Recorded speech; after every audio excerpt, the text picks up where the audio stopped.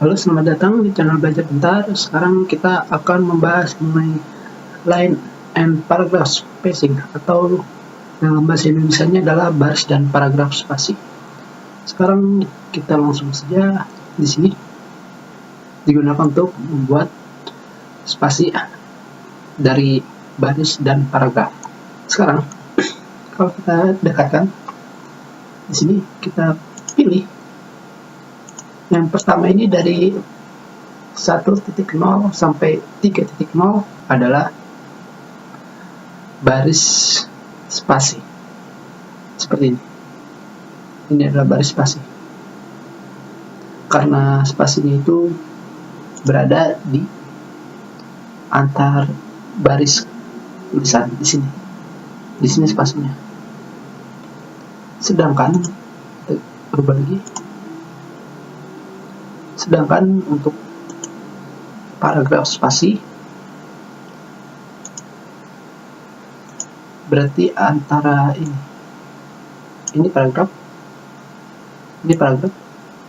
dan ini spasinya di bawah sini. Jadi misalkan kita klik, terus kita pilih remove space after paragraph, jadi di sini tidak akan ada spasinya lagi. Antar paragraf dia tidak akan ada spasi. Dan berikutnya di sini misalkan kita tambah lagi dan kita pilih add space before paragraph dan kata lain, tambahkan spasi sebelum paragraf dan kata lain di atasnya di sini. Oke, jadi misalkan kita pilih, jadi kalian nggak perlu pilih semuanya, tidak perlu, hanya tinggal klik saja di paragrafnya. Setelah itu pilih tambahkan spasi setelah paragraf, dia akan berubah menjadi double spasi di sini. Dan berikutnya adalah add spasi before paragraph dan kata di atasnya. Dan selanjutnya adalah remove spasi after paragraph dan kata mencabut atau menghilangkan spasi setelah paragraf dan kata di bawahnya. Seperti ini. Dan di sini kalian bisa memilih 1.0 atau 1.0 atau 3.0,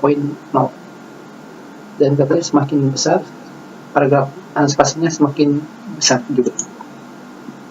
Tentunya jika kalian melihat line spacing of option di sini, nilai awalnya adalah 1.08. Ini adalah nilai awal